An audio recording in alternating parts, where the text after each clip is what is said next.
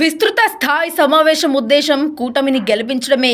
Daggubati Prasad Ballari bypass వైఆర్ఎం function హాల్లో Anantapuram urban Telugu Desam party కార్యకర్తల విస్తృత స్థాయి సమావేశం. దగ్గుపాటి ప్రసాద్ మాట్లాడుతూ సూపర్ 6 పథకాల ద్వారా ప్రజలు లబ్ధి పొందుతారు. తెలుగుదేశం పార్టీని అత్యధిక మెజారిటీతో అనంతపురం అర్బన్లో గెలిపించడమే మా ధ్యేయం. ఈ సమావేశంలో కూటమి ఎంపీ అభ్యర్థి అంబికా లక్ష్మీనారాయణ, ఎమ్మెల్యే అభ్యర్థి దగ్గుపాటి ప్రసాద్, ఇతర నాయకులు, కార్యకర్తలు తదితరులు పాల్గొన్నారు.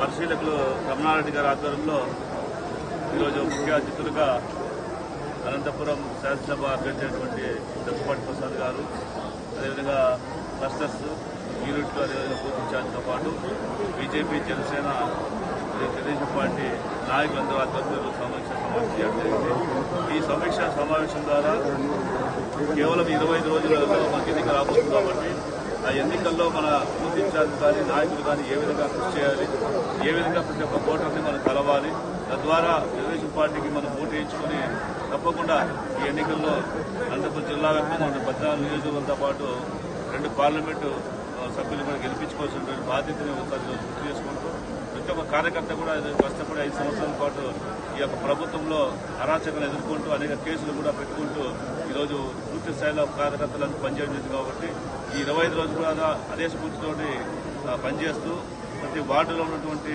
ప్రతి ఇంటికి కూడా ప్రతి గడప కూడా వెళ్ళి అవసరమైతే 5 సార్లు కాకపోతే 6 సార్లు వెళ్ళి వారి ఓటుని అభ్యర్థించమని, అదేవిధంగా అటువంటి సమస్యలు కూడా ఆ వార్డులలో ఎవరైనా దౌర్జన్యాలకు పాల్పడతారా, ఇంకా లోడింగ్ చేయడం నుండి వీళ్ళందరూ ఇబ్బంది పెడతారనే విషయాన్ని కూడా వాళ్ళ ద్వారా తెలుసుకోవాలని చెప్పేసి కార్యక్రమం ఏర్పాటు చేయడం జరిగింది. తెలుగుదేశం పార్టీ కార్యకర్తల విస్తృత సమావేశానికి వచ్చినటువంటి రమణారెడ్డి గారు, అలాగే పార్లమెంటు అభ్యర్థి అంబికా లక్ష్మీనారాయణ గారు, ఇతర క్లస్టర్ నాయకులు, యూనిట్ ఇన్ఛార్జీలు, బూత్ ఇన్ఛార్జీలు అంతా ఇక్కడికి ఇచ్చేయడం జరిగింది. మేము వచ్చే నెల 13వ తేదీ ఎన్నికలు ఎలా జరుపుకోవాలి, ఎలా ముందుకు వెళ్లాలని చెప్పేసి ఈ విస్తృత స్థాయి సమావేశంలో చర్చించడం జరిగింది. దానిలో భాగంగా ఈరోజు ఇక్కడ అనంతపురం నియోజకవర్గంలో ఈ కార్యక్రమం ఏర్పాటు చేయడం జరిగింది. ముఖ్యంగా వచ్చే ఎలక్షన్స్లో వైసీపీ నాయకులు దౌర్జన్యాలకు దిగుతారని, ఇంకా ఇతరితర కార్యక్రమాలు చేపడతారని చెప్పేసి బయటికి చెప్తా ఉన్నారు. అది ఖచ్చితంగా మేము జరగనీయకుండా అడ్డుకొని సవ్యంగా ఎలక్షన్ జరపాలని చెప్పేసి మేము ఇక్కడ ఎలక్షన్ కమిషన్ని కోరడం జరుగుతూ ఉంది. అలాగే ఇక్కడ ఉండే సమస్యలు, అనంతపురంలో ఉండే సమస్యలు చాలా ఉన్నాయి.